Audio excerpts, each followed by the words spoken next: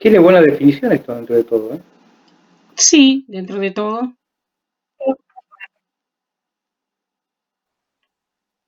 Bueno, creería que se ha iniciado la grabación. Vamos a hacer lo siguiente, gente. Vamos a hacer como habitualmente. Quien no está haciendo uso de la palabra va a silenciar su micrófono porque el sistema suele ser bastante sensible en torno de los ruidos y se empiezan a producir ecos e interferencias de distinta índole. En principio, bueno, hay un comentario que hice anteriormente a iniciar la grabación. Primero, buenas tardes nuevamente, ¿no? Buenas tardes a quienes ya saludé y a quienes aún no había saludado. Bienvenidos y bueno, esperamos que este sea eh, un espacio productivo en lo que es el acompañamiento virtual al recorrido de ustedes en la materia psicoanálisis. Una vez más, es necesario decir que esto no reemplaza las clases, porque las clases de esta materia han sido pensadas y aprobadas para el sistema presencial, pero haremos todo el esfuerzo que esté en nuestras manos como para que esto pueda servir. Estamos grabando porque la idea es que si hay compañeros interesados que no pueden acceder, lo puedan hacer luego cuando el material esté subido a YouTube. En principio, quisiera recordarles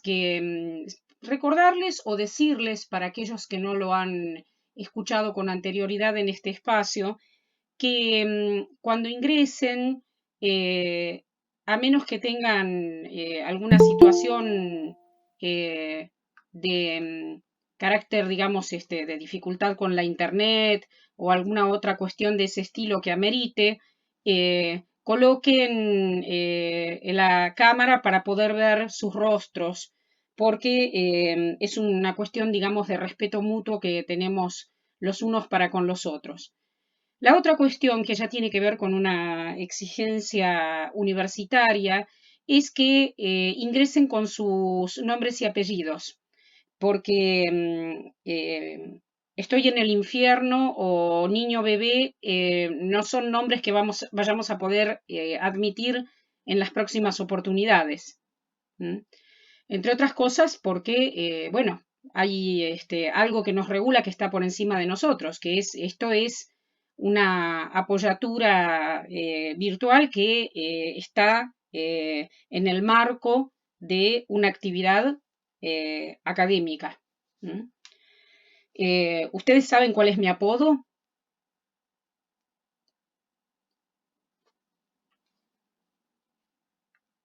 ¿Se oye?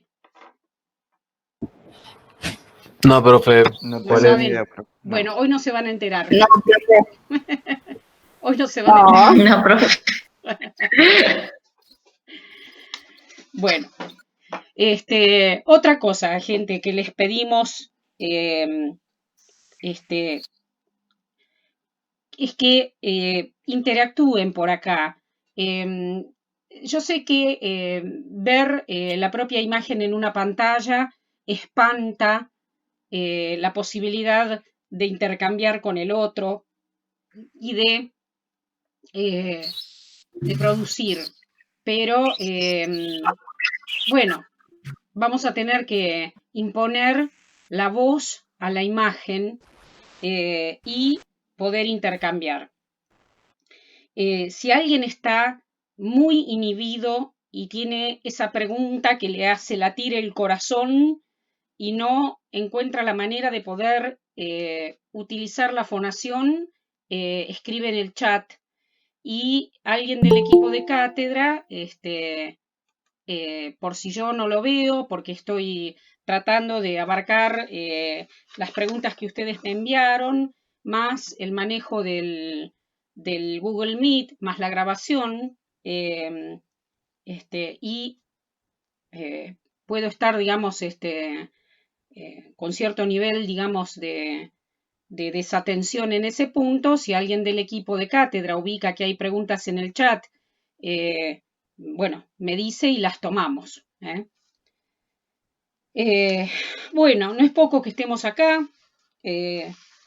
Lamentablemente, esta pandemia está azotando muy fuerte y hay gente que por diferentes razones no puede estar, alguna porque directamente no pudo conservar la vida y otra porque está en una situación en la cual está peleando otras cosas y, y bueno, el panorama no le permite poder abocarle un tiempo a recorrer una materia de una licenciatura, ¿no?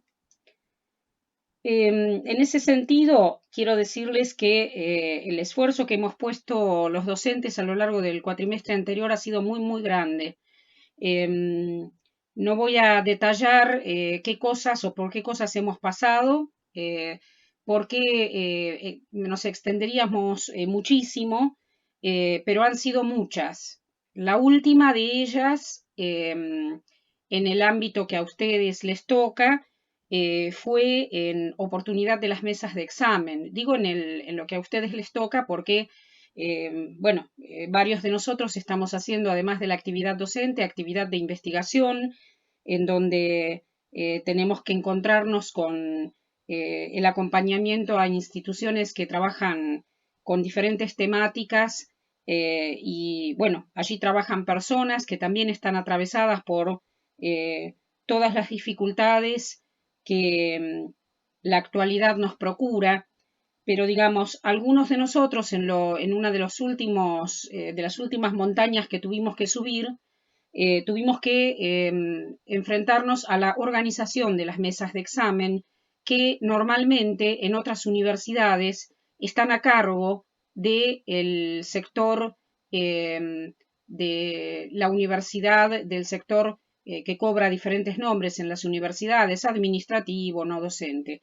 En el caso de la Universidad del Comahue y del CURSA en particular, nos ha tocado a los docentes hacernos cargo de una serie de cuestiones que nos excedían plenamente, desde lidiar con el uso de 3 plataformas, poder hacernos cargo de las contingencias que ocurrieran cuando las cosas no funcionaban, salir a buscar los datos de los alumnos por las redes sociales para poder actualizarlos y que les llegaran las informaciones por allí, y elaborar protocolos de funcionamiento que tuvieran alguna clase de equidad en el momento en el cual los alumnos van a rendir.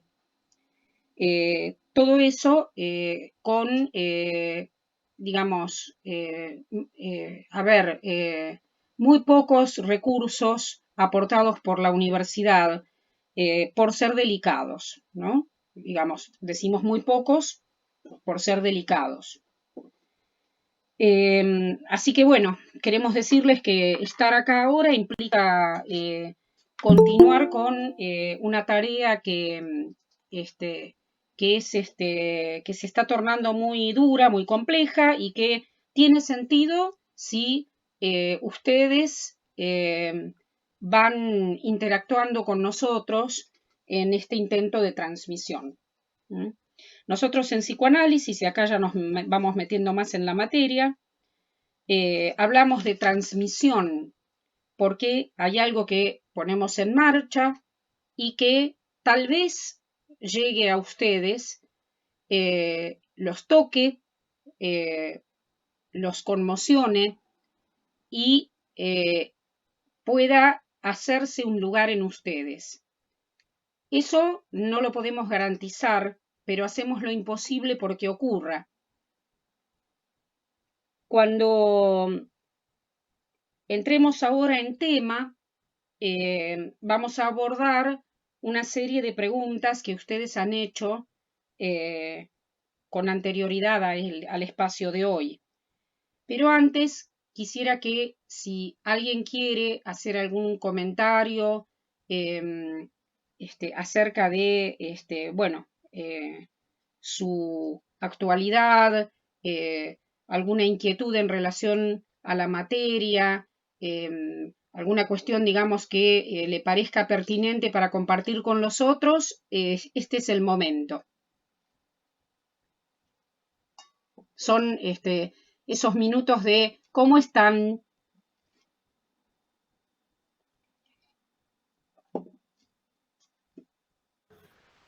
Profe, buen Sí, día. buenas tardes. Como a modo de sugerencia, está bueno decir que esta plataforma de Google Meets es la mejor para mí, desde mi punto de vista, en lo que nos podemos dar, porque, no sé, la de Petco anda bastante mal, me parece, se traba constantemente, la de Zoom también no está tan buena y esta me parece que es la mejor. Bueno, mira, sabés que una de las de mis un motivo más de insomnio ha sido a lo largo del cuatrimestre pasado elegir una plataforma. Las que están incluidas dentro de la plataforma PEDCO lamentablemente no funcionan. No funcionan porque, bueno, alguna razón habrá para que se junten un par de grupos utilizándolas y colapsan. Y nosotros usamos Zoom durante el resto de los meses anteriores porque tenía el Zoom la posibilidad interna de grabar. Bueno, una pequeñita cosa que pude aprender en una de las capacitaciones que dio la gente de un sector del Cursa fue cómo grabar por fuera de la plataforma que estamos usando, que es el Google Meet. Entonces, bueno, grabar justamente para poder hacer que los compañeros que no tienen conectividad en el momento lo puedan, digamos, conectarse de manera asincrónica. Pero para que ustedes se den una idea, incluso llegamos a utilizar en un momento, yo no sé si fue el último teórico de ustedes o otra actividad, yo en el último momento del cuatrimestre anterior, en medio de un colapso, había conseguido que una amiga me prestara el Zoom de su instituto de inglés, que es pago y sin interrupciones.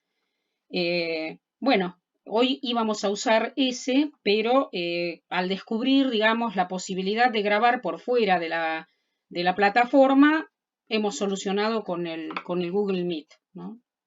Que creo, como dice el compañero, que dentro de lo que tenemos en nuestras manos, es de lo más accesible, ¿no? ¿Alguien más quiere hacer algún comentario?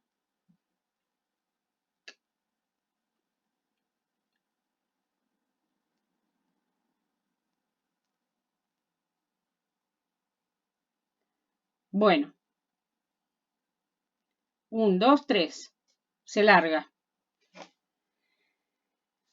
Bien, vamos a la temática que nos reúne hoy.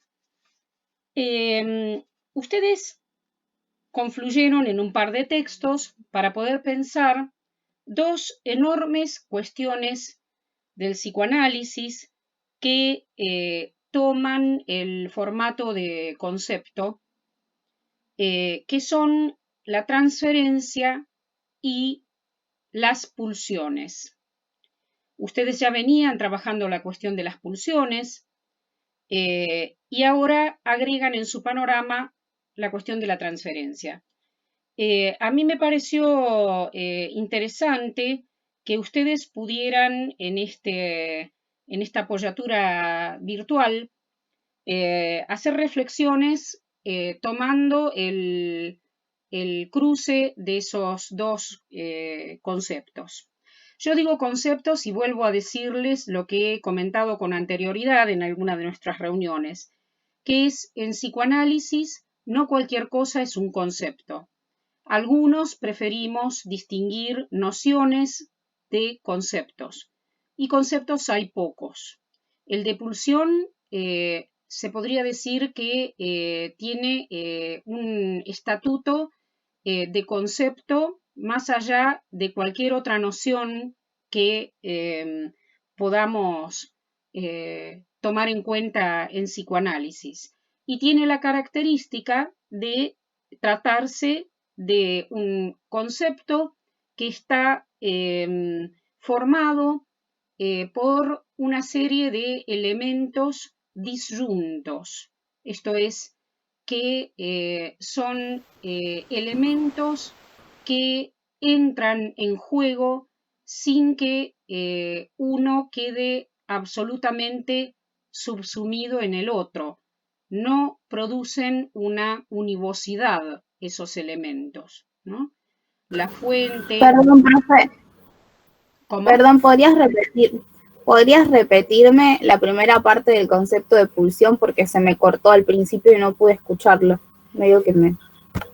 Yo decía que es probablemente el concepto en psicoanálisis, si podemos nombrar como concepto a alguno dentro del psicoanálisis, el concepto de pulsión es uno. ¿Y por qué digo esto? Es uno y no es uno. Tiene la estructura de ser compuesto por una serie de elementos disyuntos. Esto es, si bien hay 4 elementos que componen a la pulsión, esos 4 elementos tienen cada uno su lugar y van tallando de una manera diferente en la puesta en marcha de la satisfacción pulsional. Entonces, cuando nosotros buscamos, por ejemplo, el significado etimológico de la palabra concepto, nos encontramos con que alude a captura, síntesis, y lo que el psicoanálisis pretende es poder dar cuenta de una serie de cuestiones que ocurren a nivel del psiquismo humano, pero sin producir esa síntesis y esa captura que haga que en determinado momento se pierda la singularidad del objeto de estudio del psicoanálisis, que es el inconsciente, que es absolutamente singular.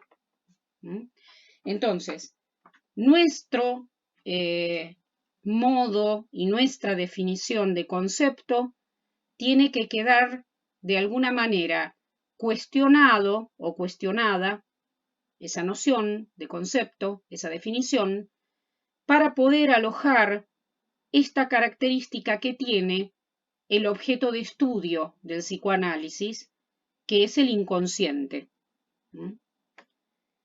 Bueno, hay varios conceptos, pero el que tiene mayor rango en ese sentido es justamente el de pulsión, en tanto las características que acabo de decir, que está compuesto por 4 elementos que no generan una masa sólida y unívoca, sino que son 4 elementos que van pivoteando, en los que en esa puesta en marcha de la satisfacción, en oportunidades, alguno de ellos tiene una participación más protagónica que otro.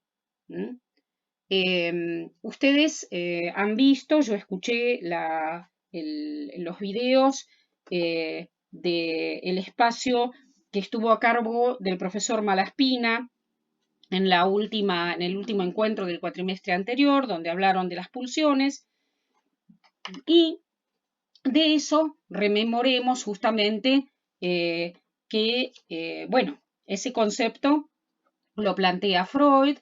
En 1915 le otorga, digamos, allí un lugar en un texto suyo que se llama Pulsiones y sus destinos, y hay allí en ese concepto 4 elementos. ¿Cuáles son? A ver quién dice cuáles son.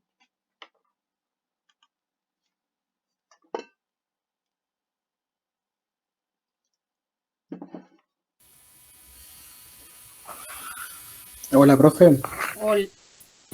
Hola, Hola, profe. Bueno, ¿qué soy tal? Cristóbal. No sé si ahora no sé si aparece mi nombre. Sí, Es que generalmente tengo otro nombre porque me registro en algunos blogs y no me gustaba que figure. Y cuando me di cuenta de que esto ingresaba con la cuenta de Google, lo fui a cambiar. Así que sí, era yo el, el nick ese. bien. Bueno, los elementos son 4 y son... Cristóbal, nosotros somos muchos en Sí, la vida, somos varios, variados, ¿no? Somos sí. unos en unos momentos y otros en otros. Pero acá, ¿qué se le va a hacer? No, mirá, yo no te quiero contar cómo le dicen a algunos de los integrantes del equipo de cátedra. No te No, quiero no, por contar eso. además el primer nombre de alguno de ellos. Buenísimo. Bueno, los elementos son el esfuerzo, la meta, el objeto y la fuente. Ujú. Bien. Bueno, Bueno, pensemos que ustedes tienen, han hecho la lectura de un par de materiales. Han hecho la lectura de un par de materiales, entre ellos un caso clínico eh, en donde trabajamos en ese caso clínico una serie de cuestiones en las que puede pensarse uno de los destinos de las pulsiones que Freud enuncia. Él dice que los destinos de satisfacción pulsional pueden ser. ¿Cuáles pueden ser? A ver, si alguien se anima.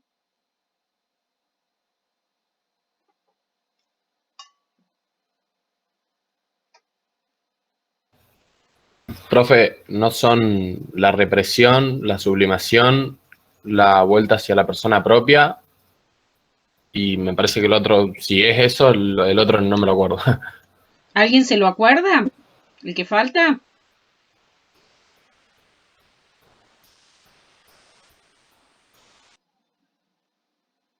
Sí que se acuerdan de él, díganlo. el trastorno hacia lo contrario, profe. Bien, muy bien.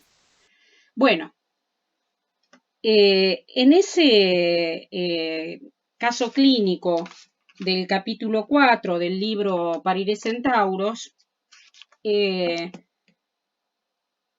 hay algo que apoyé el libro en la computadora y veo cualquier cosa.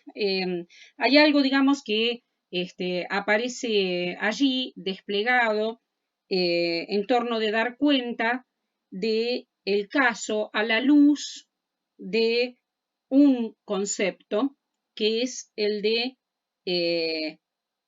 pulsión y un destino de ese concepto que es el de sublimación.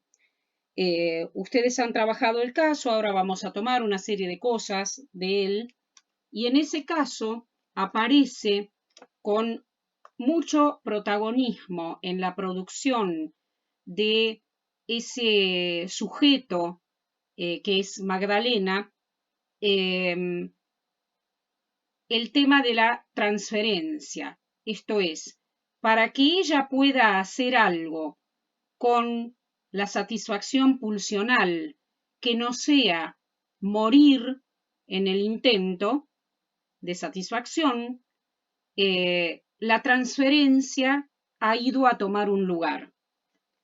Dicho esto, vamos a tomar las preguntas de ustedes, que son preguntas que van abarcando la complejidad de estos dos temas, ¿no? Pensemos que Freud dice que la transferencia aparece de manera necesaria, aparece necesariamente en toda cura psicoanalítica. ¿Hay alguna pregunta de ustedes respecto de eso? Y podemos decir que aparece necesariamente la transferencia en toda cura psicoanalítica en tanto la transferencia parte de una serie de tendencias eróticas de carácter inconsciente que están allí a la espera de poder encontrar un objeto de satisfacción.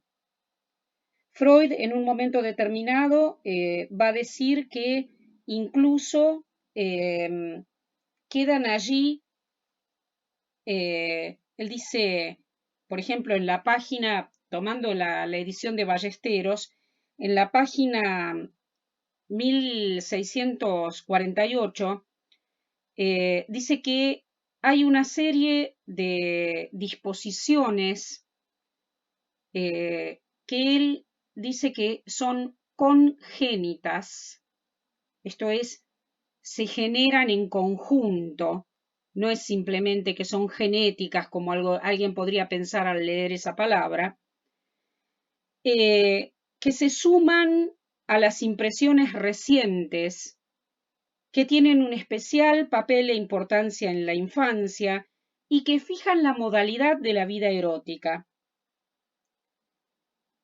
Él va a plantear que los fines, las condiciones que el sujeto va a exigir de la vida erótica y las pulsiones que habrían de satisfacerse se asientan en tendencias eróticas que en parte evolucionan y toman contacto con la realidad y con la conciencia, pero que en una gran parte, en una porción importante, permanecen de carácter inconsciente. Freud dice entonces que el humano cuyas necesidades eróticas no son satisfechas orientará esas representaciones hacia toda nueva persona que surja en el horizonte, participando en ese proceso las dos partes de la libido, esto es, aquella que ha llegado a tomar contacto con la realidad y la conciencia y la que permanece inconsciente. La pregunta sería, ¿por qué no iba a ser el médico, en el caso de Freud, destinatario de esas mociones libidinales, de esas representaciones que han quedado allí a la espera, más aún cuando lo que el psicoanálisis hace es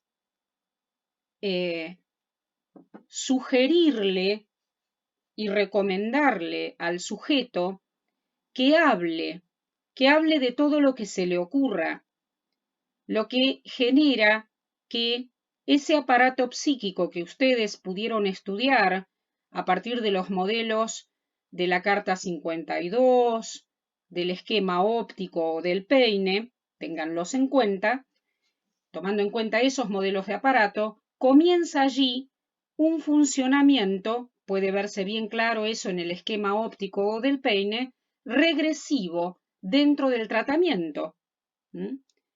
Se pide allí al sujeto que levante las represiones existentes, esto es, que aquello que se ha hecho con la satisfacción de la pulsión, que es reprimir, aparece ahí uno de los destinos de la pulsión, se levante y que entonces esa energía libidinal queda disponible para circular erráticamente por diferentes representaciones, tomando al médico, podemos ayornarnos y decir al analista, como objeto de satisfacción.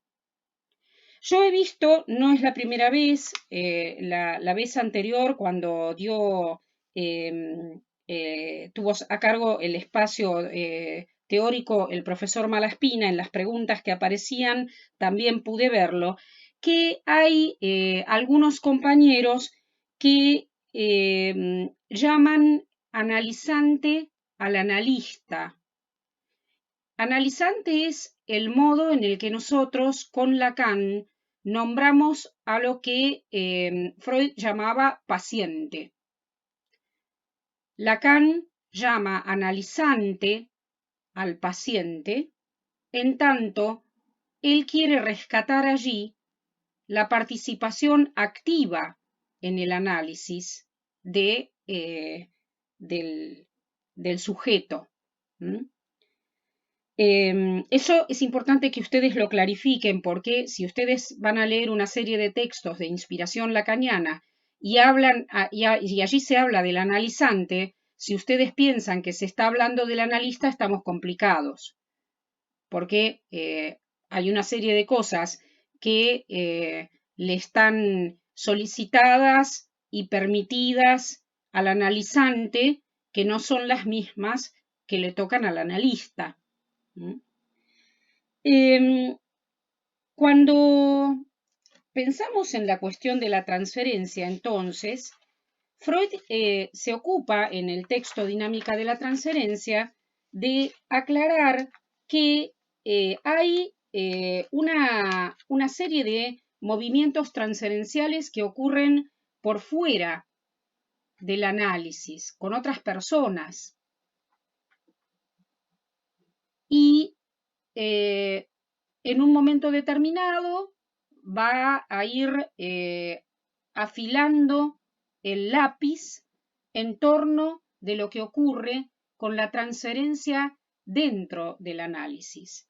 Va a evocar allí una opinión de Jung, que fue un discípulo de Freud, que se separa de los planteos freudianos y produce en un punto determinado una conceptualización propia que veremos si este año, al final del año, llegamos o no llegamos a poder ver un poquito. Y él dice, no se trata en un análisis que únicamente aparezca, como plantea Jung, la transferencia según la imago, ahora vamos a hablar de la imago, paterna, porque el hecho que Freud fuera un señor, varón, un caballero, seguramente hacía que una serie de transferencias se pusieran en marcha de una manera más a la luz de lo que para aquella época era considerado un padre.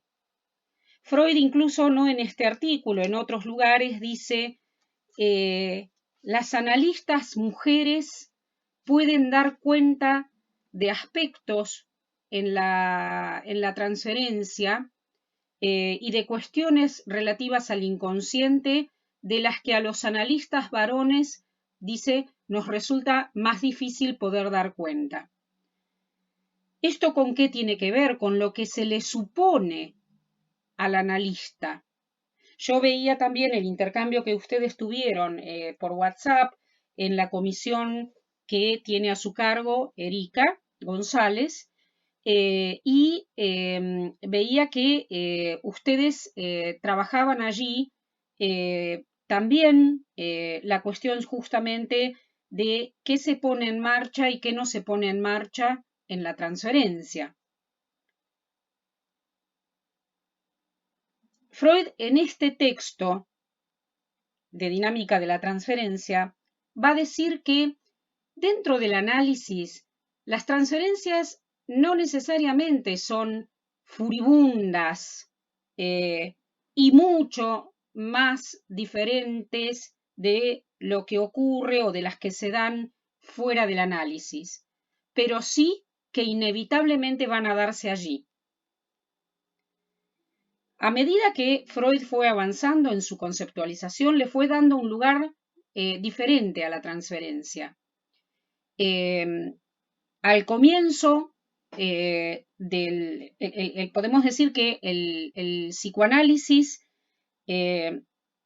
nace y puede ser parido por Freud en el momento justamente en el que una muy intensa transferencia había afectado el tratamiento puesto en marcha a partir de uno de sus colegas, con una mujer, entre una mujer y uno de los colegas de Freud. En ese punto donde aparece una intensa transferencia puesta en marcha, el análisis corre con la posibilidad de instalarse y luego con la posibilidad de atravesar una serie de dificultades que son las propias del sujeto en torno de esas mociones libidinales que están ahí a la espera, que han procedido a instalarse por una serie de experiencias a las que Freud denomina series complementarias, que son aquellas del orden de lo adquirido en la infancia, las experiencias posteriores de la sexualidad y aquellos factores con los que el sujeto nace. De hecho, que alguien en determinado momento nazca con determinadas características o en determinado lugar, hace que ese sujeto tenga o no tenga ya una marca a disposición. Haber nacido anatómicamente mujer hace 200 años no es lo mismo que nacer anatómicamente mujer hoy. Lo mismo corre para la sexualidad anatómica que se podía nombrar como masculina. Digo esto y de paso aclaro, porque en eso hay mucho ruido de pasillo normalmente, que como ustedes han podido ir viendo y van a seguir viendo, es más, para el próximo encuentro que tengamos van a tener que trabajar, van a tener que retomar 3 ensayos para una teoría sexual y van a tener que trabajar el final del complejo de Edipo en Freud. Ustedes van a ver en Freud una y otra vez que la sexualidad no es la anatomía, que la sexualidad es otra cosa y que el cuerpo no es el organismo. En relación a por qué la transferencia puede ser más intensa en un análisis, la respuesta de Freud tiene que ver con esto que les decía recién, que no necesariamente va a ser más intensa, pero que allí, en el análisis, se le ofrece al sujeto que se levanten las represiones y que entonces esa satisfacción pulsional quede derivando. Y yo voy a tomar ahora la palabra deriva, que ha sido una de las preguntas de ustedes. Pensemos en ese punto que eso a lo que el analista llama a que se levanten las represiones, le abre la jaula a los demonios, ¿no? Así decía Freud en algún momento, digamos, ¿no? Se dejan liberados una serie de elementos con el fin de poder ser trabajados en el análisis y que el sujeto pueda tomar otro lugar en relación a ellos. Hay que ser muy cuidadoso, decía Freud, de empujar a alguien a un análisis, porque no todos los sujetos están dispuestos ni en situación de soportar los embates de eso que estaba en situación de represión y que comienza a quedar librado a un nuevo trámite.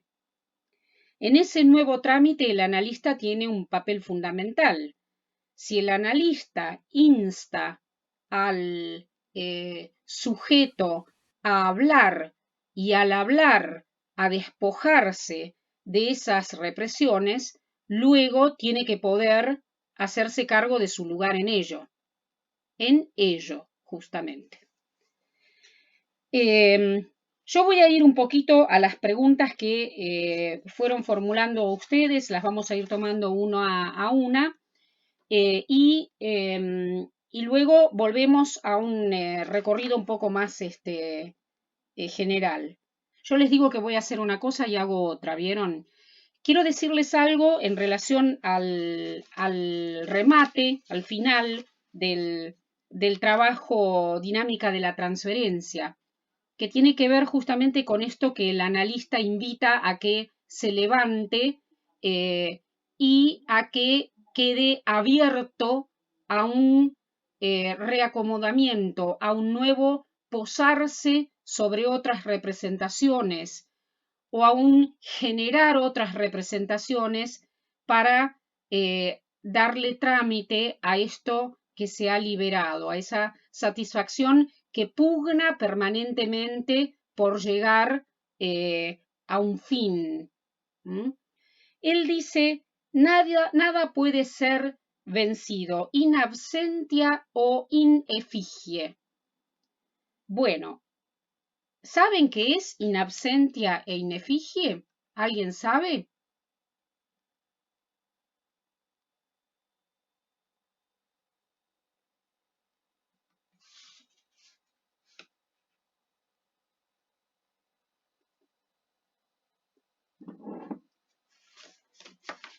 Bueno, no escucho ni sí ni no.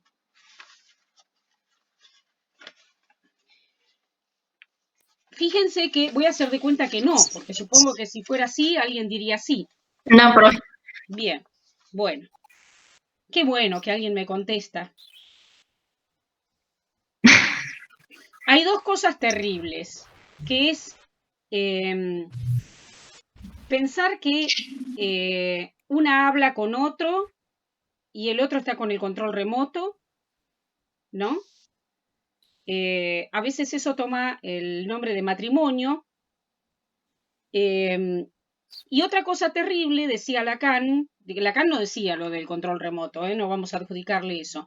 Y otra cosa en relación a la mirada, que se reproduce mucho en este tipo de videoconferencia que tenemos ahora. Lacan decía, lo peor que puede ocurrir con alguien que pone un ojo en la mirilla de la puerta para ver del otro lado es encontrarse con su propio ojo. Bueno, in absentia, dice Freud, dice que nada puede vencerse in absentia e in effigie. In absentia es en ausencia. Y fíjense que es in effigie. A veces hay que usar el diccionario, ¿vieron? Dice, hay una expresión latina que significa en o como una imagen. Este giro se utilizó en la historia jurídica en el siguiente sentido. Las ejecuciones en las que el perpetrador fue efímero se llevaron a cabo simbólicamente en su retrato. O sea, no estaba ahí la persona a ser ejecutada y esa ejecución se realizaba simbólicamente en su retrato. Ser colgado o quemado en efigie era una ejecución judicial en la cual el retrato del criminal ausente fue colgado o quemado. Como de costumbre, los entierros de altas personalidades también fueron efigies para ganar tiempo para la preparación y ejecución de ceremonias de entierro bien elaboradas. En parte, el positivo de una máscara de la muñeca fue utilizado para el diseño de la muñeca. Por ejemplo, el revolucionario húngaro Kossuth fue ejecutado in effigie el 22 de septiembre de 1851, ya que el imperio austríaco no pudo conseguirlo. De hecho, murió solo en 1894 en el exilio italiano.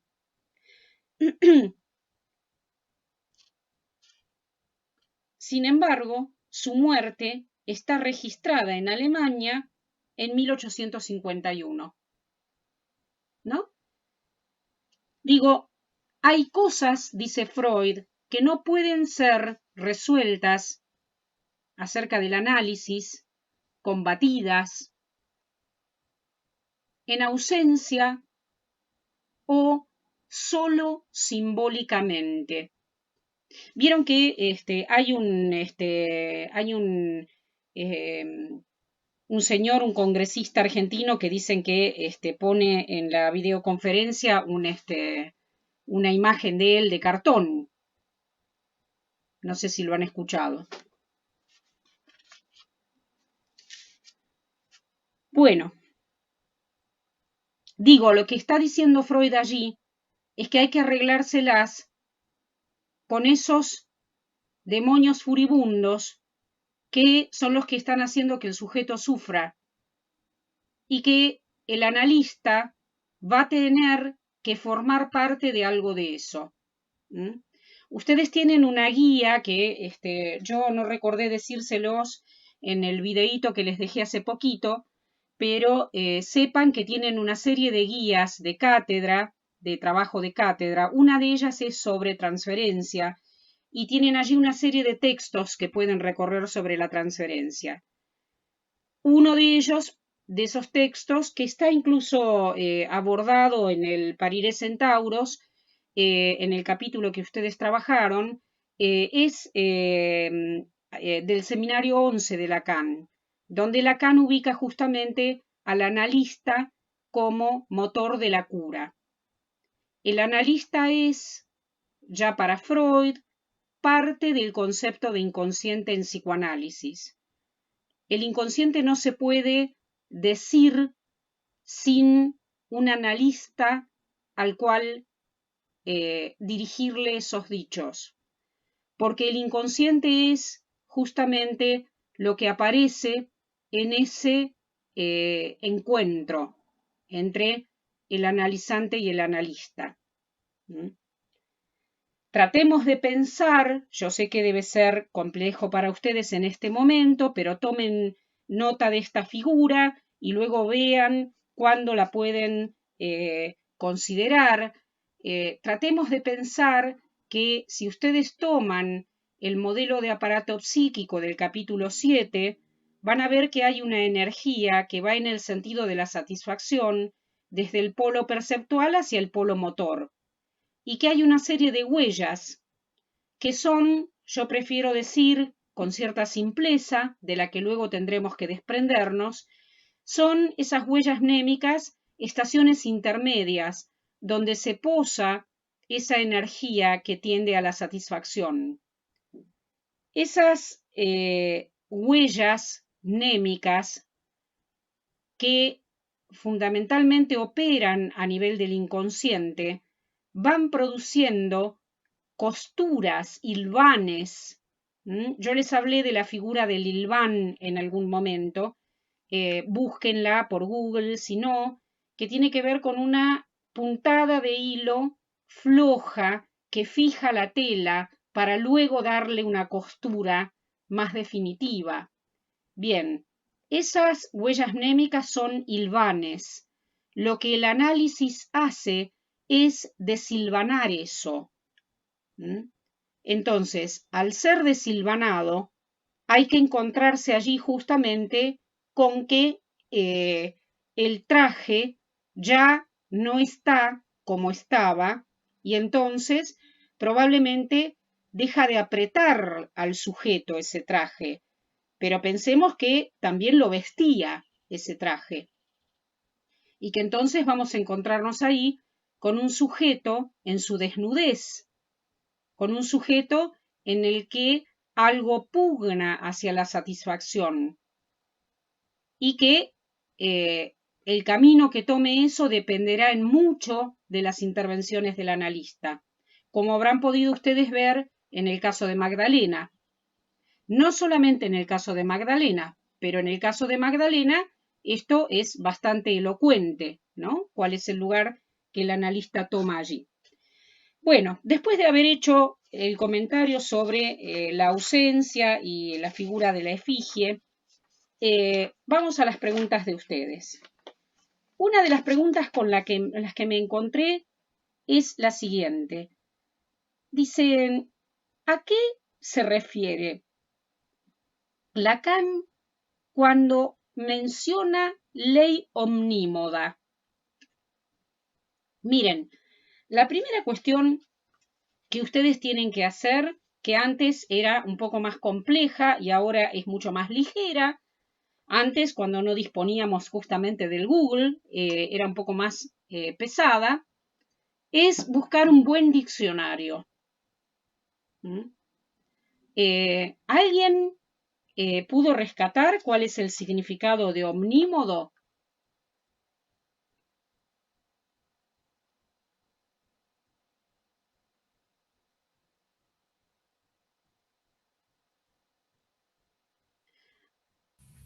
Digan sí o no. Profe, Sí.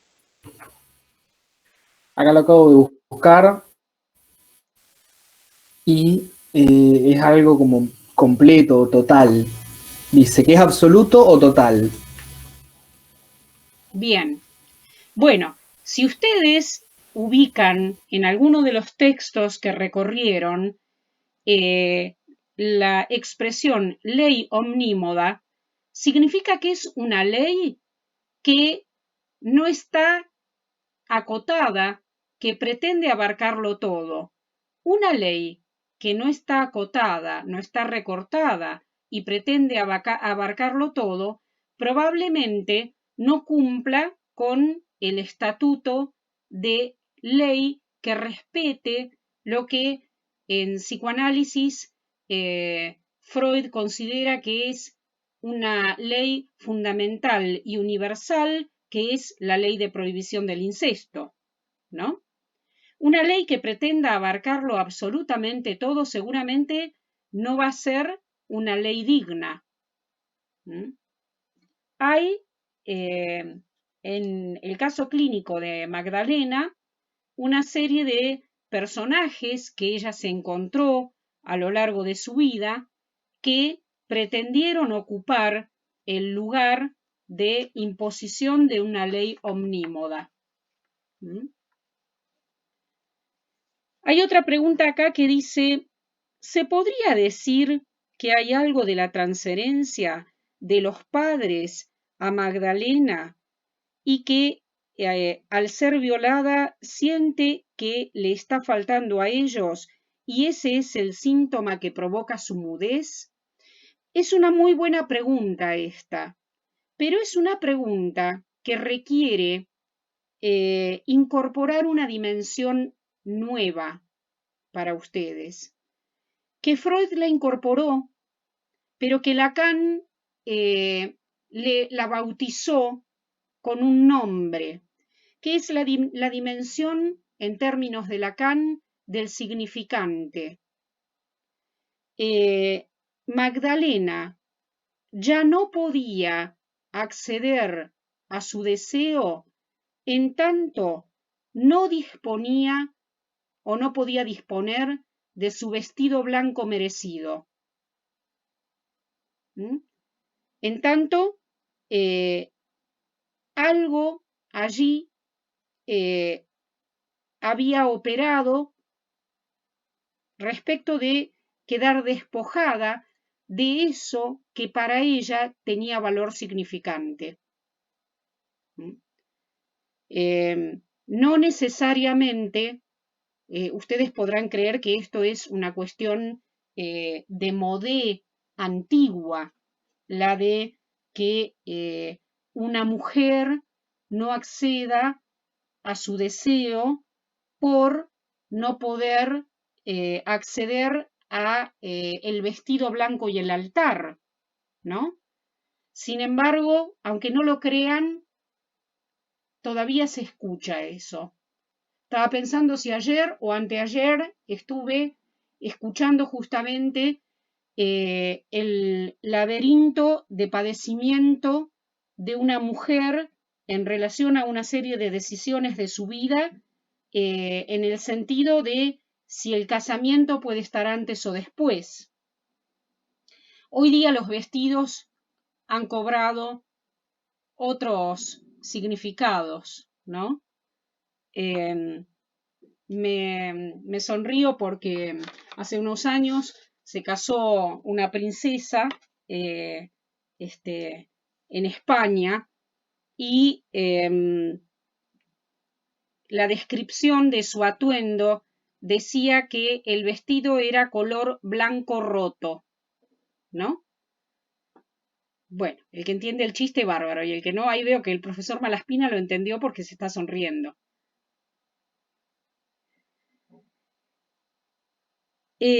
Pensemos en esa pregunta que hace el compañero o la compañera cuando dice, ¿se podría decir que hay algo de la transferencia de los padres a Magdalena y que al ser violada siente que le está faltando a ellos y ese es el síntoma que provoca su mudez?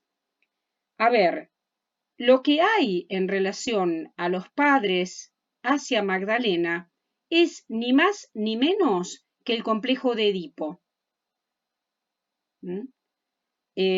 Así como el caso Diana que ustedes trabajaron ponía en juego un significante, que era el significante de la princesa, desde la madre de Diana hacia Diana,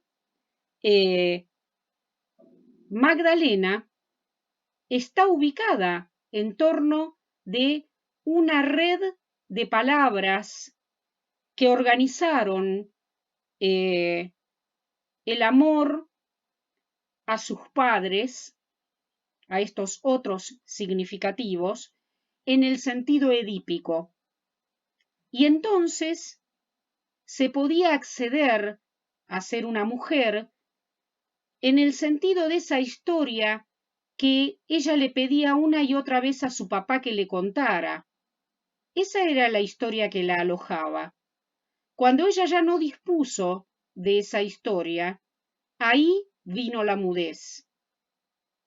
Esa mudez tiene varias aristas. Nosotros podemos pensar en lo que fue la participación de la institución donde ella estaba, cómo efectivamente hay algo ahí de la madre y de las madres que van tomando lugar, ¿no?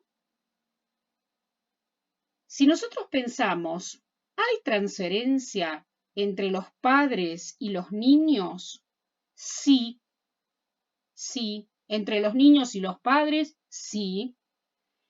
En oportunidades, cuando un padre o una madre llevan a la consulta a un niño, lo hacen allí donde ese saber en juego del que hablaban ustedes en la comisión con Erika, no sé si habrán trabajado algo de esto en la comisión de Gabriel.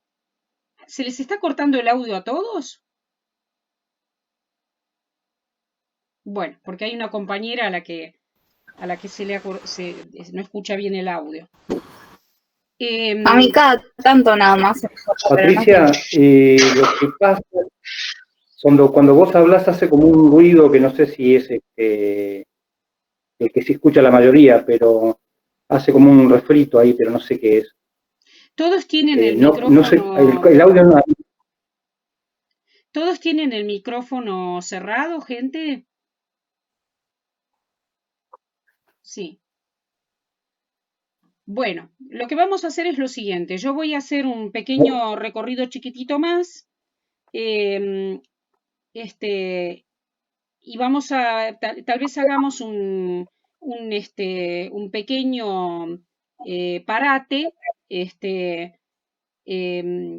que vemos si lo hacemos con preguntas de ustedes o si lo hacemos concretamente, si vemos que el audio anda muy mal, pararemos y reintentaremos con el mismo link.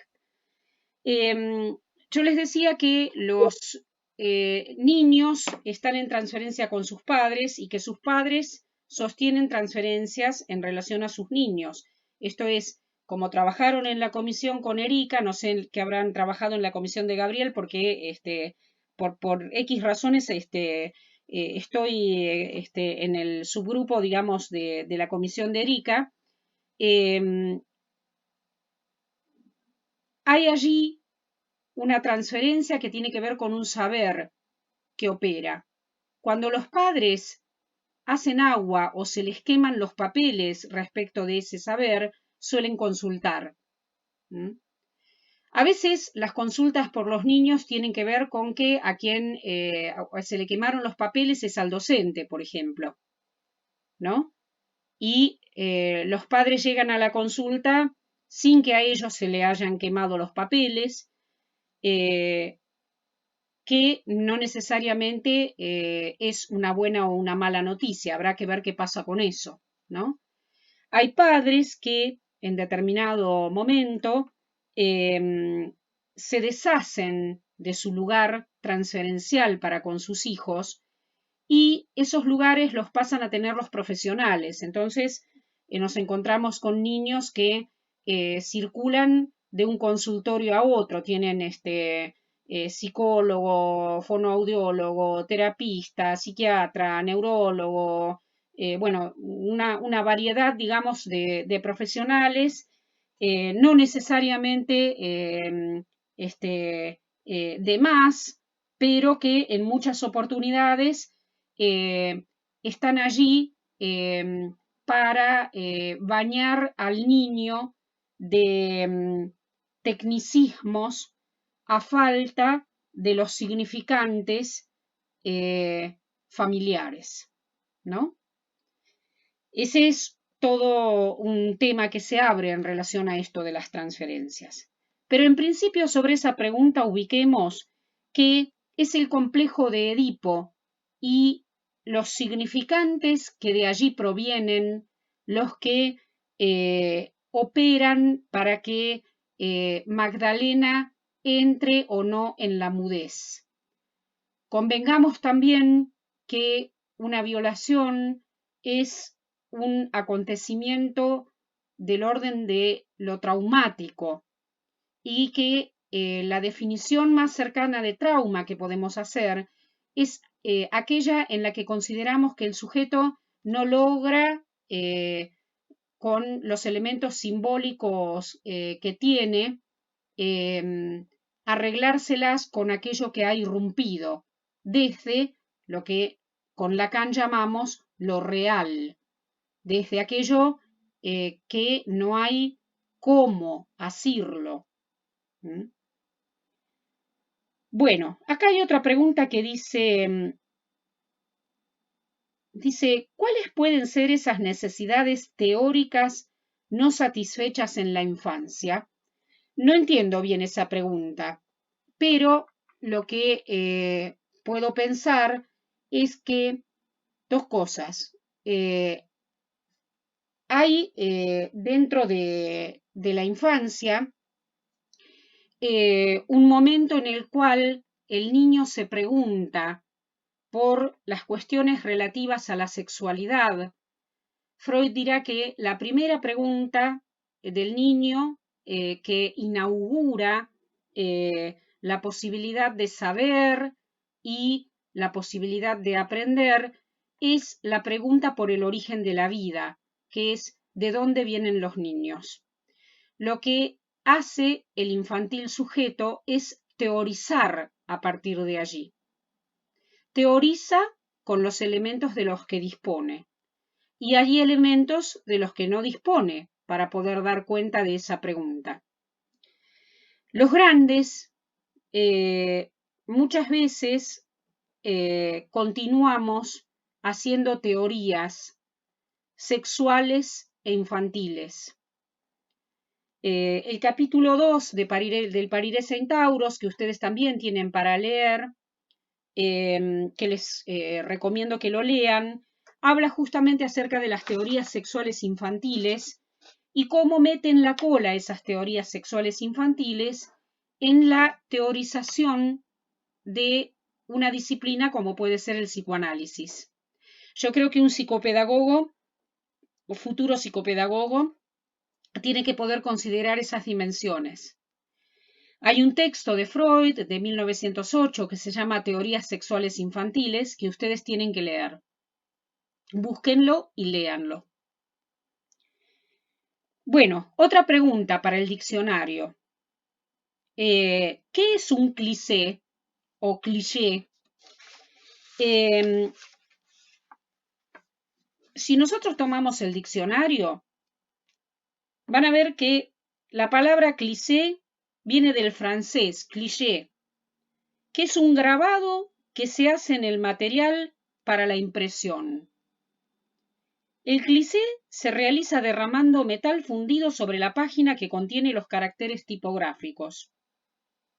O sea, es un molde, un modelo, para obtener así una plancha que se coloca en la máquina impresora.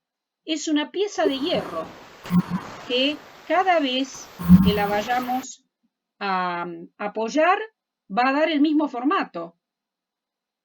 Esa Yo palabra... pensé que era, perdón, yo pensé que era un estereotipo o algo así. Bueno. ¿Tiene que ver con eso? Sí. La segunda acepción que tiene la palabra cliché, a partir de aquella primera, que es el cacho de hierro, ¿no? Que va imprimiendo siempre lo mismo. Ustedes seguramente nunca han visto una, pero algunos de nosotros sí. Las máquinas de escribir, cuando existían las máquinas de escribir, las letras eran justamente de metal y con una cinta de tinta dejaban una marca. La marca era siempre la misma. Si la letra R, por ejemplo, se le había roto la puntita, bueno, siempre aparecía marcada con un pedazo que le faltaba. Era siempre igual. El término cliché, tomado justamente del francés, tiene justamente una doble acepción. Una es de percepción inútil generalizada. Y la otra es tipo de imprenta. El tipo es justamente lo que acabo de comentarles, la letra, ¿no? Se refiere a una frase, una expresión, una acción o una idea que ha sido usada en exceso hasta el punto en el que pierde novedad, especialmente si en un principio ha sido considerada. Algo que en un momento ha sido considerado y que luego se repite, se repite, se repite, se repite, del mismo modo siempre. Yo quiero decirles que es imprescindible que ustedes usen el diccionario, porque las cosas que ustedes van leyendo de desarrollo teórico en psicoanálisis van a ir tomando figuras justamente del lenguaje que habitamos. Entonces, si ustedes no saben qué significa eso, lo primero que tienen que sospechar es que tal vez lo encuentran en el diccionario. Y el diccionario es, como se decía antiguamente, un mataburros, digamos, ¿no? Nos permite justamente, de alguna manera, romper con una ignorancia que nos complicaría. Hay otras ignorancias que debemos sostener, pero esa no. Bueno, ¿qué hora es? A ver, hagamos esto, como para que yo no siga hablando tanto tiempo más de corrido y ustedes se harten de mí más aún. Hagamos un pequeño momentito en el que digan preguntas o escriban preguntas en el chat.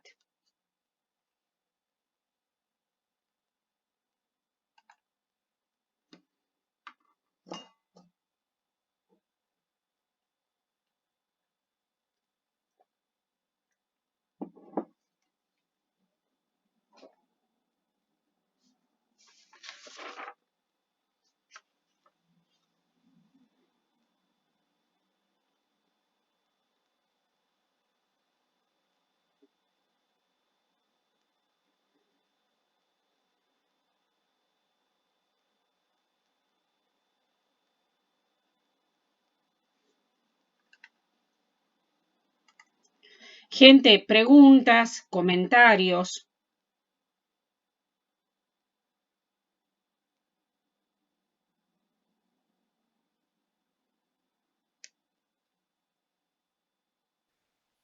Me había quedado pensando, Patricia, mientras las alumnas y los alumnos desarrollan las preguntas, las piensan, cuando vos planteabas la cuestión del analista y la transferencia, pensaba me vino la imagen de un texto de Freud, me vino la imagen y el texto, algunas cosas que recuerdo, que se llama Vías de formación de síntoma, ¿no? Que me parece que converge claramente con el capítulo 7, la interpretación de los sueños, digamos, en el punto del análisis que hace Freud del sueño, digamos, ¿no? En el sentido retrogrediente o regresivo que tiene el sueño hacia esas marcas o a esos silvanes, ¿no? Que hay algo del aparato psíquico, pensaba en la cuestión de la transferencia, porque uno puede establecer otras transferencias, pero la transferencia en el análisis tiene la secuencia de la sesión por sesión, ¿no? Donde hay allí, bueno, ir modificando las costuras, recreando, bueno, no sé, o inventando alguna costura ahí donde no está. Y pensaba en esta instancia del texto de Freud de vías de formación de síntomas, porque no siempre hay síntoma, ¿no? En aquellos que consultan. Bueno, ese es un comentario que quería hacer. Sí, bueno, vamos a tomar el comentario del profesor Malaspina y una pregunta que hace uno de los compañeros. Efectivamente, yo pensé en ese texto de las vías de formación de síntomas. En tanto, lo que ubica allí claramente son estas series complementarias de las que hablábamos con anterioridad. De hecho, si nosotros miramos el caso de Magdalena, cuando ella llega no hay síntoma. En el capítulo que ustedes trabajaron, que se titula Lo real en el analista y las edades de la simbolización en el sujeto del análisis, habla justamente de esos diferentes motivos, momentos en los que, o por los que atraviesa la paciente, que tienen que ver con la mudez de la enfermedad orgánica. Luego, si ustedes van viendo, hay algo que ella empieza a sintomatizar, ¿no? Hay algo que se le empieza a complicar. Hay algo, digamos, que empieza a aparecer, digamos, en torno de lo que no anda, de lo que ya no es lo mismo. Tropieza, se cae, le roban la cartera, la deja para que se la roben, digamos, ¿no? Entre otras cosas. Luego viene otro momento, articulando con lo que decía el profesor, del análisis, donde comienza a soñar e incluye en los sueños la figura del analista. Pensemos que el síntoma y el sueño tienen una estructura similar. En ambos se juegan satisfacciones de deseos. Ahora, yo quiero retomar algo que tiene que ver con la cuestión de la pregunta del compañero que dice, ¿por qué la transferencia positiva se enlaza con la sexualidad? Digamos, en realidad, la transferencia, dice Freud allí, en su texto de Dinámica de la Transferencia, él la va a llamar positiva a aquella que tiene que ver con los sentimientos amorosos y negativa a aquella que tiene que ver con los hostiles, pero aclara luego que hay sentimientos amorosos que pueden tornarse una resistencia. Si alguien solamente quiere amar a su analista y entonces todo lo que le dirige al analista es por amor, difícilmente vaya a poder producirse algo de esa reubicación subjetiva.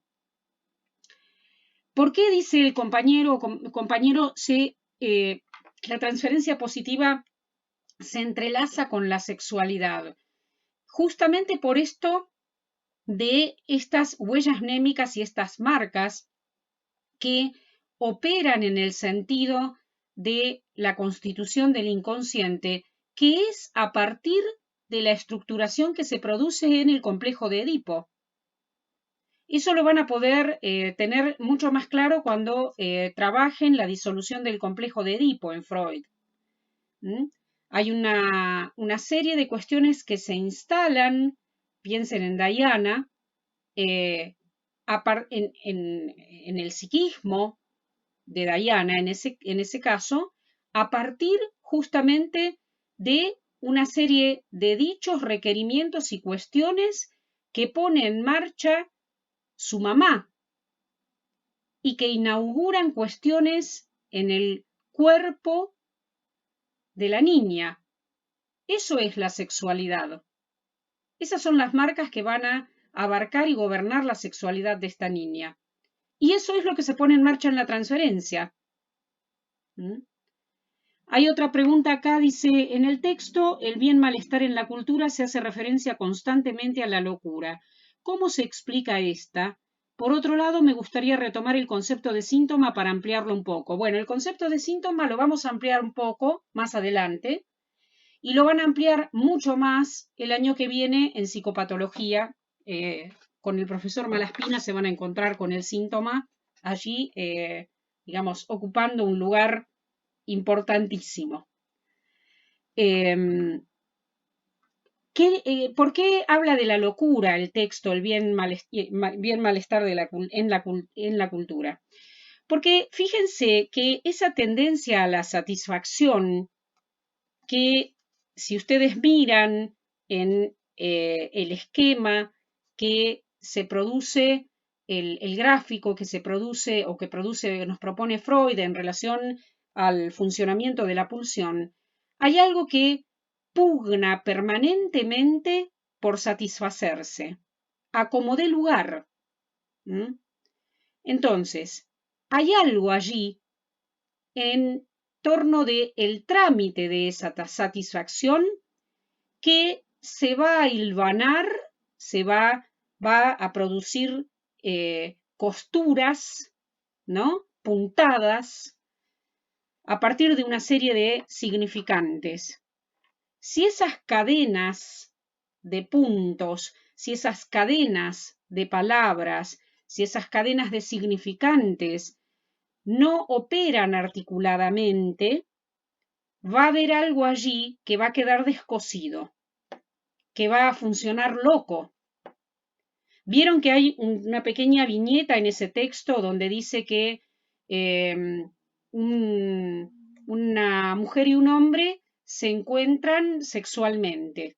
Ella se duerme y cuando se despierta, él había dibujado con un fibrón el lugar donde ella tenía un riñón y le planteaba que se lo iba a comer, ¿no?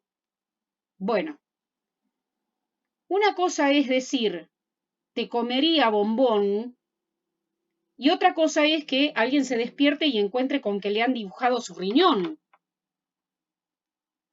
¿no? Y le digan, estoy por comerme tu riñón. No sé si llegan a percatarse que hay otra pregunta que ustedes hicieron en relación a si el analista, ¿qué significa que el analista deba ser poeta? ¿No? En la pregunta lo formularon como el analizante, calculo que es un error eso. Creo que lo que preguntan es ¿por qué el analista debe ser poeta? Porque en realidad el inconsciente procede a la manera de la poesía cuando funciona. Si hay alguien que va y le dibuja al otro el riñón y está prestándose para cortárselo, la verdad que mucha metáfora y mucha poesía no hay en eso. ¿Mm?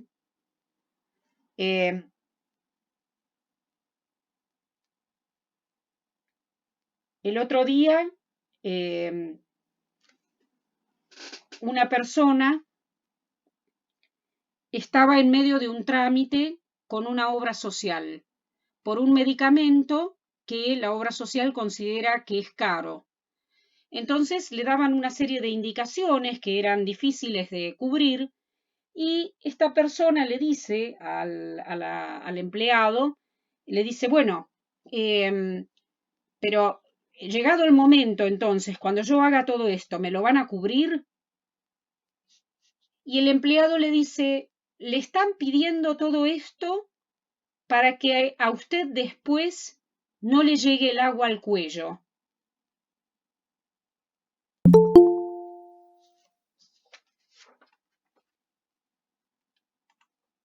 Esa persona consideraba que todo lo que le estaban pidiendo iba en el sentido contrario de darle la medicación que necesitaba. Y, bueno, se queda inquieta, se va a dormir y sueña que el río Negro, sueña que había una gran tormenta y que el río Negro crecía y que tapaba Viedma y que ella con su marido, en un intento desesperado, trataban de sacar la cabeza del agua, ¿no? Bueno, ahí podemos ver justamente cómo ese sueño toma el significante emitido por la persona que representa la salud o la enfermedad para esa persona, es tomado ese significante y se produce un sueño. Se produce sintomáticamente, además, ¿no? Un sueño con mucho padecimiento. Ahí una de las cosas que tenemos para revisar justamente es que es un sueño. Si el sueño siempre es pura y únicamente una realización de deseos, o si el sueño también trae un goce en el padecimiento, ¿no? ¿A qué o a quién está destinado el sueño? Ahora, esa misma persona que recibe esa noticia podía haber hecho otra cosa con esa noticia, ¿no? Que es, por ejemplo, como ha ocurrido en tantas y lamentables oportunidades, ir y agarrar de los pelos en la oficina a quien estaba dilatando ese trámite para que tuviera la medicación. Y ahí ya no hablaríamos de un sueño, ni necesariamente hablaríamos de un síntoma. Sí, probablemente podríamos hablar de un acto, en donde la poesía no prima mucho si alguien va y agarra a otro de los pelos, ¿no?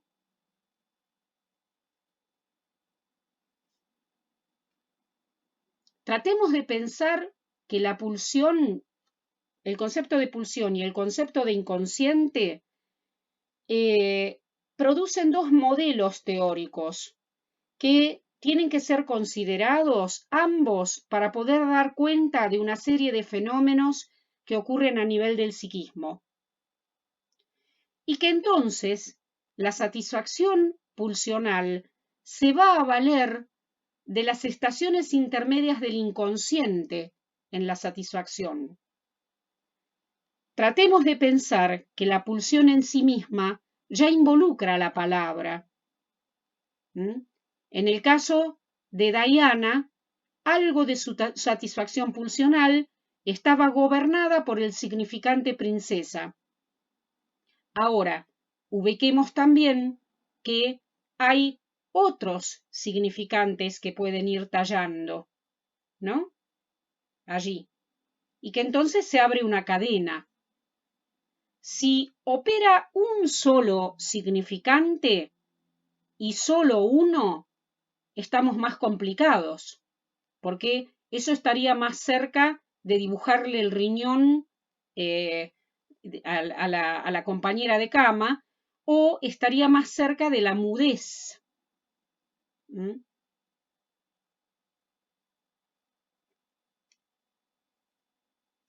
Tratemos de pensar, que es otra pregunta que ustedes traen acá, acerca de la deriva.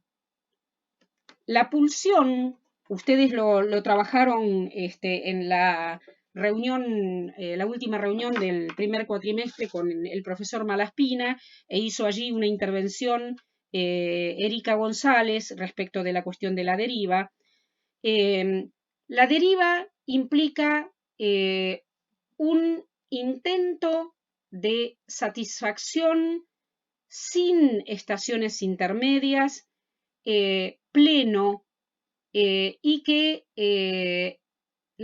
si ustedes buscan la palabra deriva, incluso en el Parires Centauros hay, yo no recuerdo en qué capítulo, pero yo lo tomo, digamos, como una palabra que a mí me daba vueltas durante mucho tiempo en relación a la sublimación, y después descubrí, como nos pasa a muchos, que otro ya había usado esa palabra antes, que era ni más ni menos que Lacan en el seminario 7, ¿no? La palabra deriva también tiene varios significados. La deriva implica el traslado de un elemento de un lugar a otro. La deriva también es un modo en el que procede el lenguaje, ¿no? Por ejemplo, hay palabras, digamos, que una palabra deriva en la otra, ¿no? Análisis, analizante, por ejemplo. Pero también la deriva es una figura de la náutica en la que una embarcación es guiada por el capitán, por quien tiene, digamos, en sus manos el timón, por un eje que se llama el eje de la deriva, que es hacia donde el barco va, cuando no hay ninguna clase de auxilio mecánico. Entonces queda el comandante del barco, el eje hacia donde pugna el barco para ir, y su margen de arreglárselas con eso. La sublimación, en ese punto, es una satisfacción de la pulsión donde esas huellas intermedias de auxilio, por alguna razón, no están. De todas maneras, nosotros tenemos que hablar, siendo rigurosos, de sublimaciones. No hay una sola forma de sublimación. Pero la que tiene que ver con la locura es la de con aquello que hacía signo, esto es, lo que era de un solo modo, lo que era mudo, aquello con lo que no se podía hacer ninguna otra cosa, se abre e inaugura un modo de producción que queda en lugar de la satisfacción y que le procura a ese sujeto algo de donde agarrarse, un nombre de donde agarrarse. Creo que esto es bastante elocuente en el caso de Magdalena. De todas maneras, gente, piensen que el Parires Centauros tiene, a ver,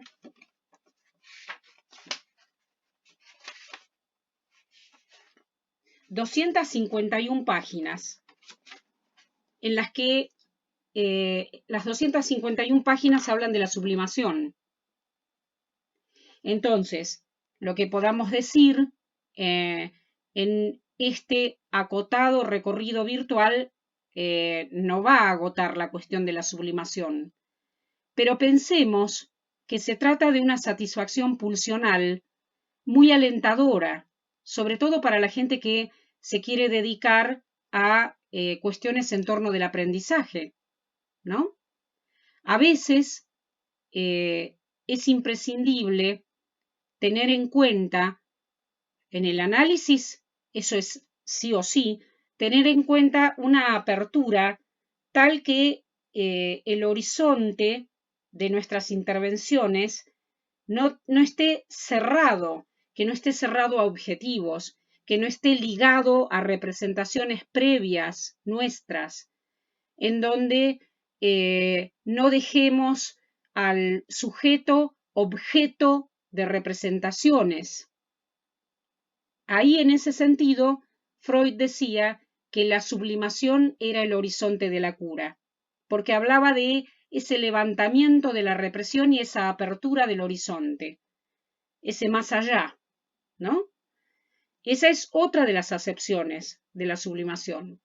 Si alguien cuando aborda los aprendizajes no tiene que tener en cuenta esa apertura, creo que se quedaría, los aprendizajes y los sujetos aprendientes quedarían complicados. Pensemos también que la deriva, en algún punto, tiene que hacer puerto, ¿no? Si no, sería un infierno.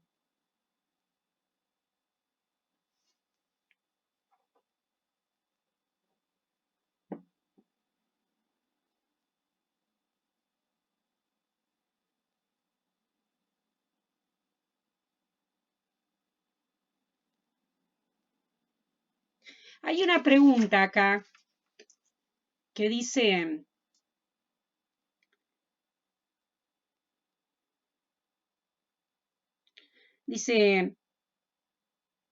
¿el hombre construye una cultura en base a sus pulsiones en relación a su bienestar o influencias de otros, aunque esto lo lleve a su muerte? ¿Toda pulsión es pulsión de muerte? Bueno, a ver, el hombre construye una cultura para poder regular esa satisfacción pulsional que sería mortífera si no estuviera regulada. La pulsión en sí misma ya implica una regulación. Pensemos que nosotros hablamos de pulsión y no hablamos de instinto. En el instinto hay una fuente, digamos, que requiere una satisfacción y un objeto predeterminado, ¿no? Hambre, pasto, ¿no? Por ejemplo, para una vaca, supónganse. Después está que los humanos le den alfalfa o lo que le den, ¿no? Pero en principio tratemos de pensar en el instinto de una vaca o de un pajarito. Tiene un objeto con el cual satisfacerse. Puede ser un poquito variable, pero está fijado instintivamente. En el hombre esto no está. Hay una cuestión, digamos, allí que pugna a la satisfacción y que pugna a la satisfacción a partir de algo que ha tocado ya a la carne de ese. Esto es, Freud va a decir que la pulsión es un concepto límite entre lo anímico y lo somático. Cuando Diana no habla a partir de una marca. Cuando nosotros, dentro de nuestra cultura, el otro día me mandaron un video muy interesante sobre el hábito de tomar mate en Siria. En Siria toman muchísimo mate y explicaban allí las personas a las que participaban en el documental por qué tomaban mate. Entonces uno de ellos decía algo así como: a mí el mate me permite vivir. Me puede pasar cualquier cosa, pero el mate me preserva la vida, ¿no?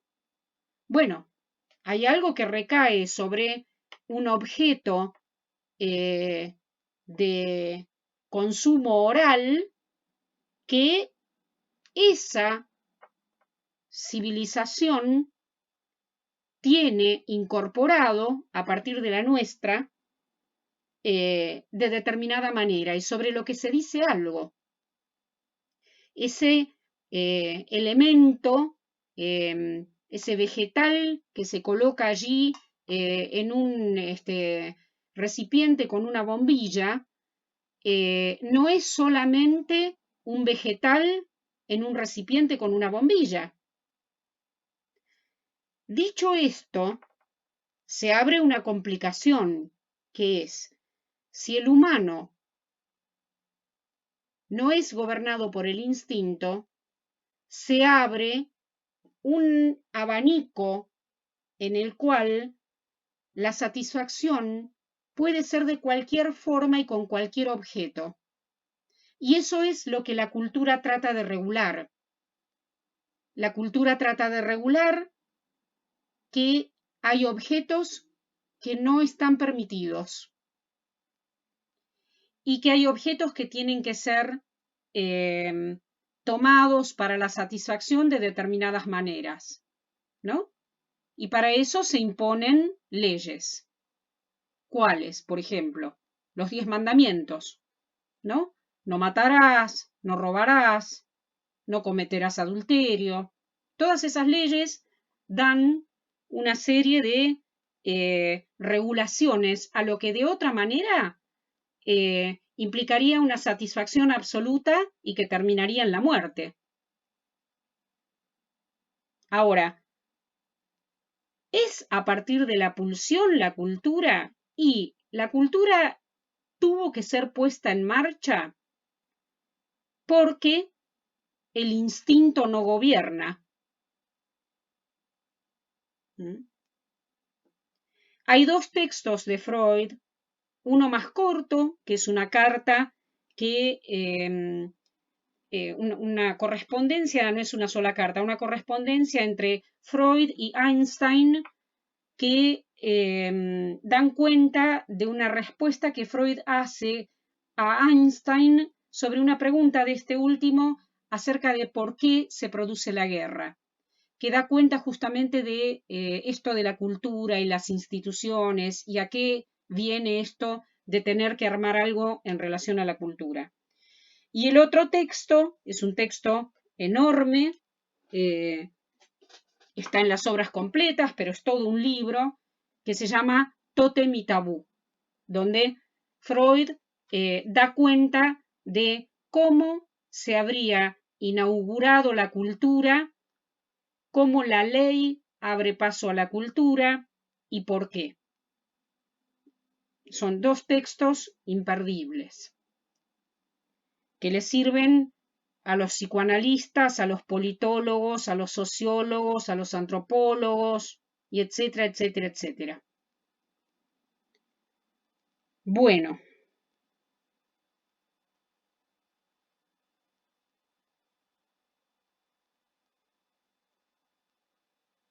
Una pregunta que hace una persona acá, y digo esta y paro. Dice, del escrito Parire Centauros, en el caso de Magdalena, ¿sublimación es un mecanismo de defensa?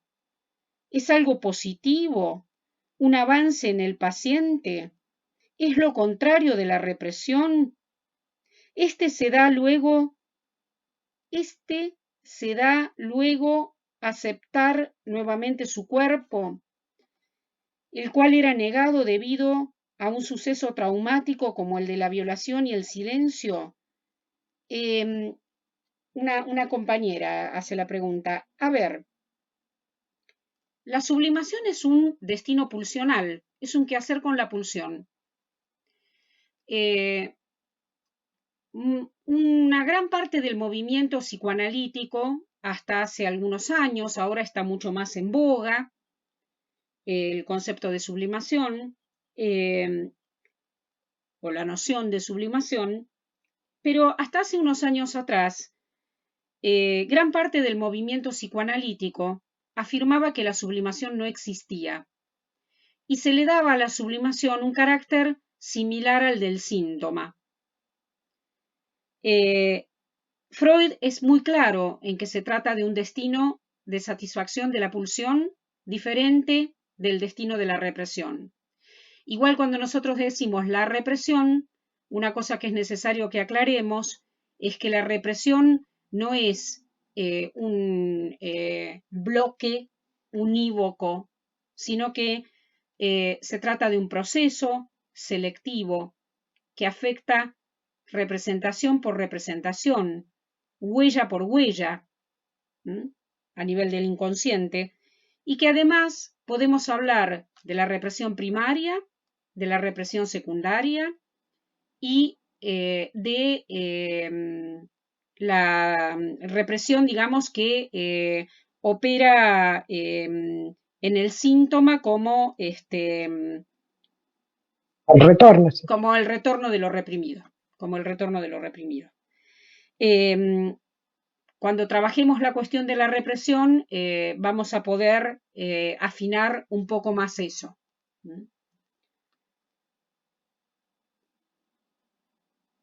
¿De qué se defendería con la sublimación un sujeto? Y de la muerte. Es hacerle una gambeta a la muerte, la sublimación. Hay un escrito de un psicoanalista argentino que ya no está entre nosotros materialmente, pero que dejó la materialidad de su obra, que fue Alberto Grimau, que él en un libro que se llama algo así como Las vicisitudes del goce o de los goces, él habla de la figura de la sublimación y dice, habla por ejemplo de lo sublime del gol de Maradona a los ingleses con la mano, ¿no? Él dice, eso es sublime.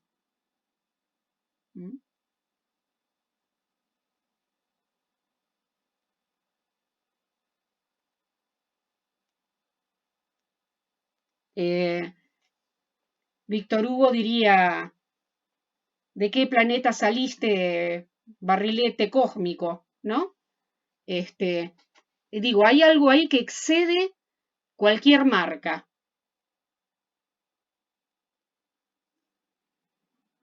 Pero que aloja la vida en la sublimación. Si no, verdaderamente, miren o lean a Magdalena y cómo ella se produce con su escrito. Si ustedes leen su poesía sin haber leído su historia, pueden ver justamente que allí hay una serie de palabras puestas en marcha que hablan de alguien que sabe de sexo, que sabe de sexualidad, que sabe de muerte y sabe de vida, ¿no? Que sabe de sangre y sabe de blanco. Y ella dice que el análisis le permite ser más parecida a ella. Entonces ahí la sublimación o las sublimaciones se dan en torno de sus sueños, en torno de su producción escrita y en torno de su análisis. Bueno, gente, hagan algún comentario o pregunta. Acá alguien pregunta qué es el goce, ya veremos. ¿Qué es el goce? ¿Qué es el significante? Todo eso lo vamos a ir trabajando, ¿no?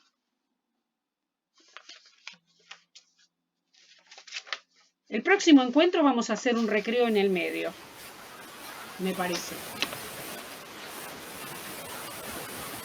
Patricia, acá en el chat había otra pregunta que te habían hecho en relación a la dinámica de la transferencia. Ah, no la veo. Dice, en cuanto a la dinámica de la transferencia, si podrías ampliar la idea de que opera como palanca del éxito y como arma de resistencia. Ahora la veo. Bueno, a ver, tener un lugar, que el analista tenga un lugar entre los objetos, representaciones e intenciones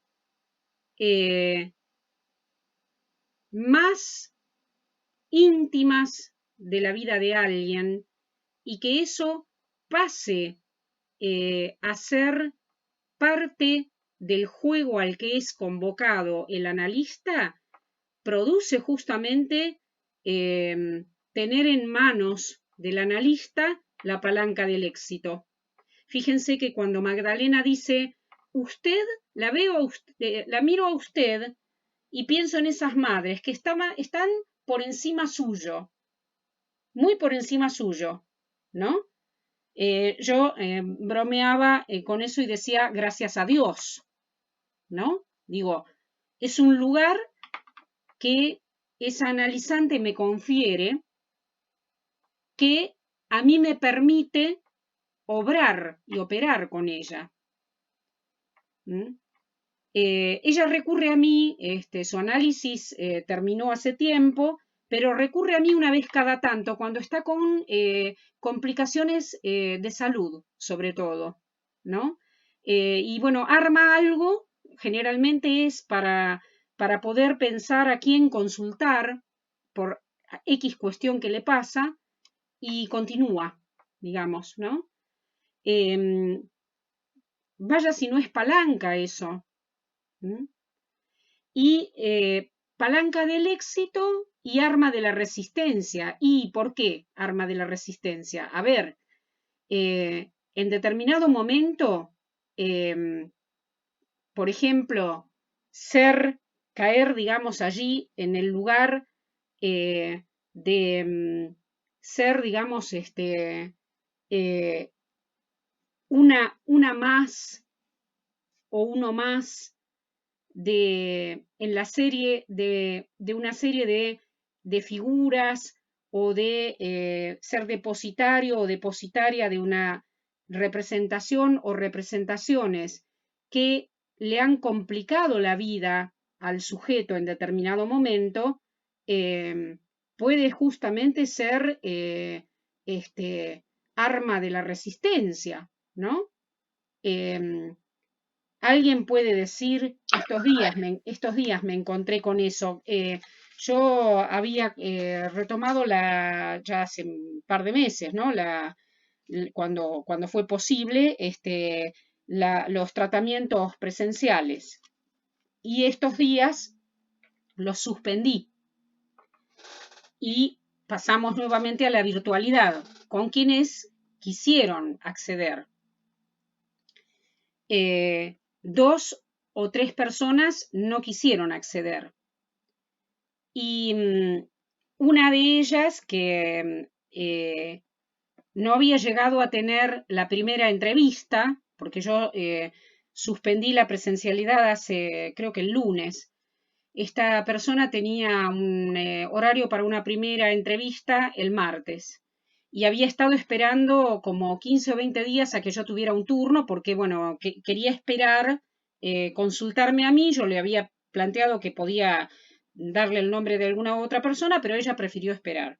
Y se encontró con que, no estaba dentro de mi posibilidad continuar atendiendo presencialmente, porque los casos son muchos y sería, digamos, una irresponsabilidad de mi parte. Un montón de pacientes fueron comunicándose porque uno era contacto estrecho de alguien que estaba infectado, el otro tenía un compañero de trabajo y así, digamos. Entonces, bueno, ya era digamos, demasiado peligro. Y esta persona me dice, usted, dice, acá dice, cuando le expliqué que, bueno,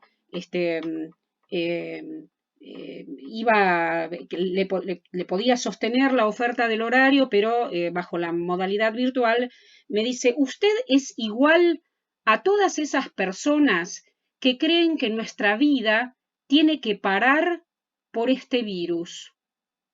Y la vida tiene que seguir, me dice. Si no, ¿qué? ¿Cerrarían los negocios? ¿Pararíamos todo? Entonces, usted es igual a todas esas personas que, trasladó en mí algo que, ¿quién sabe quiénes son esas personas de ella o para ella, ¿no? Entonces, bueno, ahí tenemos una importante resistencia al inicio. Pensaba, Patricia, en esto que decías hace un rato también, porque la resistencia ahí es clara por vía de la hostilidad, digamos, pero hay otros puntos donde es resistencia en relación al amor, ¿no? Que algo habías dicho al inicio, pero justamente resistencia en el punto que si el analizante espera que el analista lo ame, por ejemplo, no hay nada que quiera saber, ¿no? Porque otra de las otra de las versiones de la transferencia es la transferencia de saber, ese saber que se le supone o que se espera que el analista le devuelva, ¿no? Le recordaba esto que dice Freud, cuando el analizante, digamos, cuando el paciente detiene las asociaciones, es porque está pensando en el analista. Entonces, la resistencia no vendría solo por el lado de lo hostil o del lugar negativo que pueda otorgarle, sino incluso por el mejor lugar que le pueda dar, ¿no? Y en ese punto es función del analista poder, porque digo, ese lugar, digamos, que sea resistencial, depende del analista también, ¿no? De las intervenciones que pueda ir haciendo para... En mucho, lo que acaba de decir Erika, ocurre cuando un paciente se ubica, fíjense que en el caso de Magdalena, la médica que la deriva dice, es tan buena que la mataría. Esto es, habla de una sumisión, ¿no? Hay pacientes a los que yo les pregunto, bueno, ahí lo de sumisa suena fuerte, ¿no? Claro, y sí, y sí, y sí. Su misa y su procesión. Hay pacientes a los cuales yo les pregunto, bueno, ¿cuándo querés volver? Cuando vos quieras. No, decime cuándo querés volver y yo te digo qué te puedo ofrecer. No, decime vos. Bueno, eso llevado al terreno de otras cuestiones que se pueden producir con un sujeto en el análisis, puede ser muy complicado. Porque, digamos, puede dar cuenta justamente de una ubicación como objeto de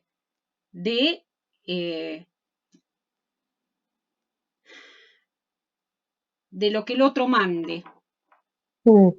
Pero que incluso deberá pensarse en cada caso y en cada momento del análisis si eso se toma o no se toma, digo, si se acepta decirle cuándo tiene que volver o no, digamos, ¿no? Porque eso ya es una intervención.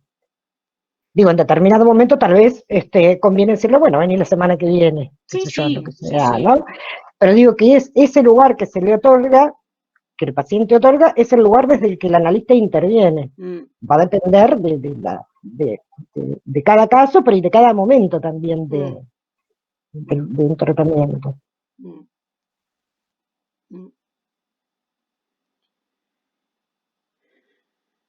Hay un trozo del texto de Dinámica de la Transferencia donde Freud dice, citando a Ferenczi, que habla, digamos, de la transferencia y la sugestión.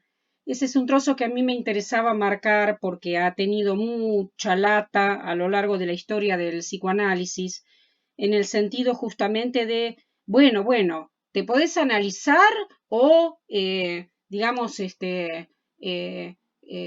podés hacer un tratamiento que tenga que ver más con la sugestión. No, Freud no dice eso.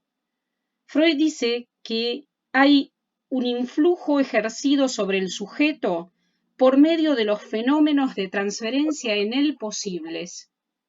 Y a eso lo llama sugestión. No habla de imponerle la mano encima al otro, concreta o simbólicamente, con el fin que el otro vaya para acá o para allá.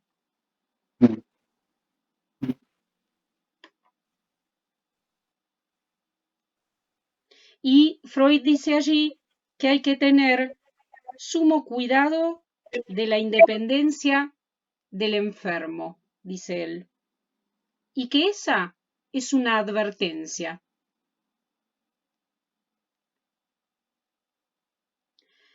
Bueno, ¿quieren hacer alguna pregunta más?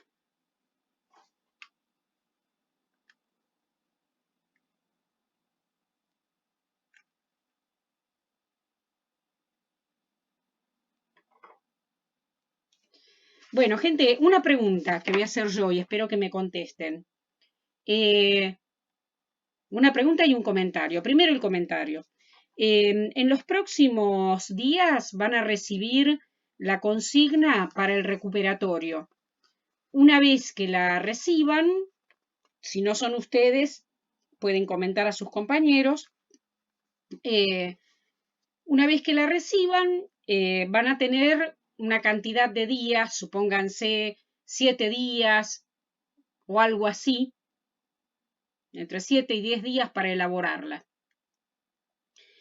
que va a consistir en una serie de ítems, como ha ocurrido con el con el parcial, pero con los temas que hemos abarcado hasta acá, hasta hoy. Eso por un lado. Por el otro, ¿les parece que la próxima vez que nos encontremos va a haber algún viernes de los próximos que va a estar el profesor Malaspina con ustedes? Vamos a ver el viernes 25 de septiembre, seguramente que va a estar el profesor Malaspina a cargo, porque todos estos viernes yo tendría que estar en un simposio que en la presencialidad iba a durar 3 días y en la virtualidad dura 3 meses. Eso como para que nos demos una idea de lo pesada que es la virtualidad. Por eso creo que yo no sé a ustedes, pero porque como ustedes no me hablan, la verdad que no sé, ¿vieron? Pero andan con cierta mudez. Pero digamos, suelen ser pesadas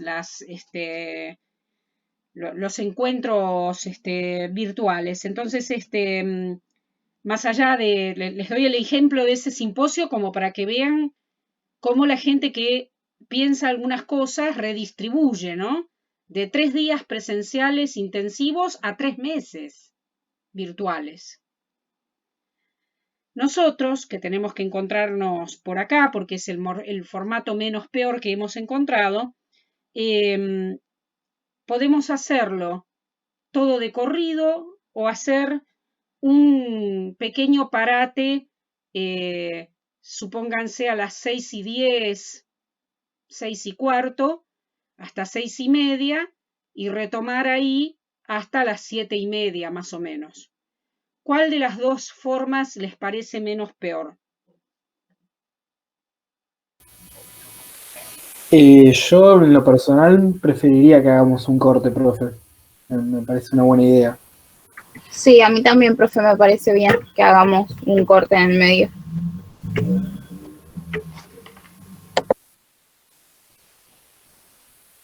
¿El resto? Sí, profe, yo por mí también haría un corte por ahí en el medio también. Bueno. El que calla otorga para los demás.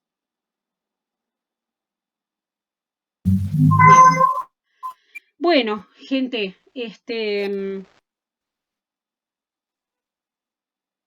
vamos a continuar entonces el viernes que viene. Les pido que para el jueves tengan ustedes en las comisiones preguntas acerca del texto La disolución del complejo de Edipo en Freud,